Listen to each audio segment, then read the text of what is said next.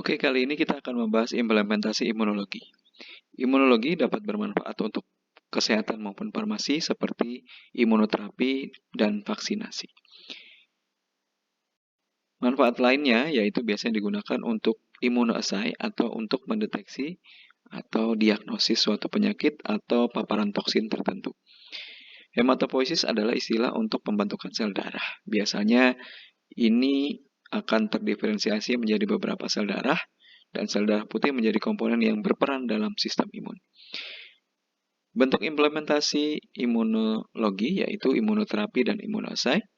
Imunoassay bisa digunakan untuk istilah dalam pemeriksaan sistem imun, baik itu kanker maupun infeksi virus maupun infeksi lainnya. Pembuatan antiserum biasanya dilakukan dengan cara menyuntikkan suatu antigen ke dalam hewan, kemudian dengan berjalannya waktu akan menghasilkan antibodi. Kemudian antibodi ini dikumpulkan dengan cara mengumpulkan serum dan diisolasi dari darah. Serum ini biasanya kaya akan antibodi yang mengenali antigen dan disebut dengan antiserum. Antibodi poliklonal sebenarnya adalah antibodi campuran yang mengenali dan mengikat antigen yang sama, tetapi mereka akan menempel pada beberapa epitop atau epitop-epitop yang berbeda, sehingga tidak spesifik pada satu epitop. Sedangkan antibodi monoklonal yaitu antibodi yang memiliki garis tunggal atau teknologi hibridoma. Biasanya sel ini akan mengenali pada satu epitop yang memang lebih spesifik.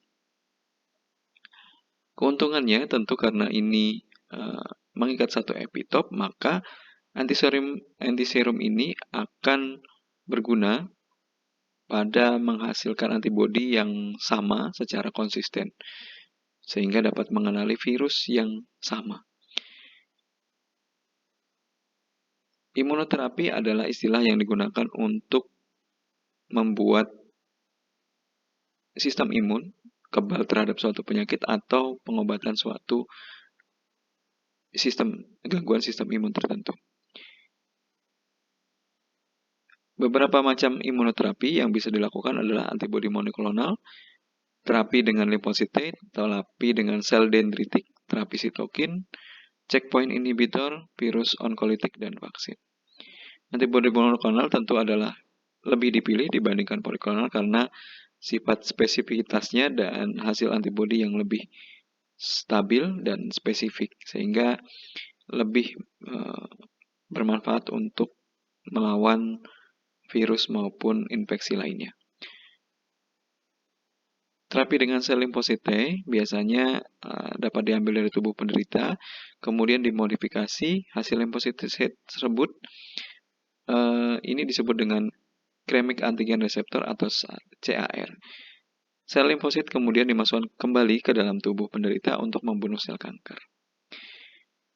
Untuk sel dendritik biasanya distimulasi dan dimodifikasi sehingga dapat mempresentasikan protein dari sel kanker kepada sel limfosite atau diberi penanda begitu ya. Stimulasi bisa dilakukan di laboratorium, bisa juga penderita divaksinasi dengan protein sel kanker sehingga sel dendritik dapat mengenalinya dan mempresentasikannya. Setelah itu baru biasanya akan dilakukan pengobatan. Terapi sitokin dapat dimanfaatkan untuk meningkatkan kemampuan komponen sistem imun dalam mematikan sel-sel kanker. Terapi yang sering digunakan adalah interferon dan interleukin. Ini ada beberapa macam interleukin yang bisa dimanfaatkan. Checkpoint inhibitor biasanya adalah dilakukan dengan cara menghambat kerja protein yang mencegah respon imun bekerja pada sel-sel kanker. Protein checkpoint dapat mengaktifkan atau menonaktifkan respon imun pada target tertentu. Terapi dengan virus onkolitik. Biasanya virus dimasukkan ke dalam sel kanker untuk membunuhnya melalui onkolisis. Diharapkan akan juga terjadi respon imun dari proses onkolisis ini sehingga sel-sel kanker banyak yang dapat dibunuh.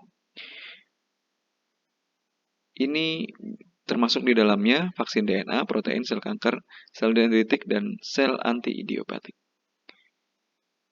Terima kasih.